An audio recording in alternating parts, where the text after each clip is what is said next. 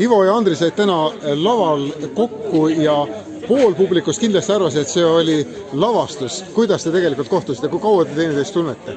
Me tunneme natuke üle tunni, sest Andri tuli juba siis siia lava taha, kui Apelsin mängis ja ütles, et tema elu unistus oleks pääseda lavale Mati Nuude laulu laulma ja nii ta läks.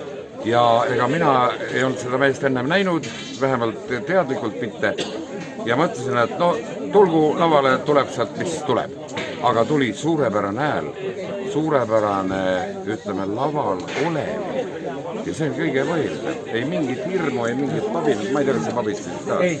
No võt nii. Ma pabistasin oma lõpetamisel rohkem kui siin. No nii, et väga tubli pabist. Andri, kust sa selle julguse võtsid? Ma olen nahhaal.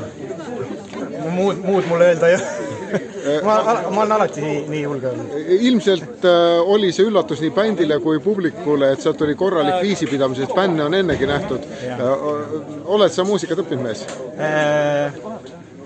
Selles suhtes nagu õppinud ei ole, aga ma olen pea 10 aastat muusikaga tegelenud, mängin erinevaid pilla, akordion on põhiline. Kus kandis sind otsida tuleb, kus sa elad?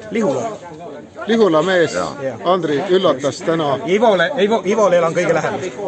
Just.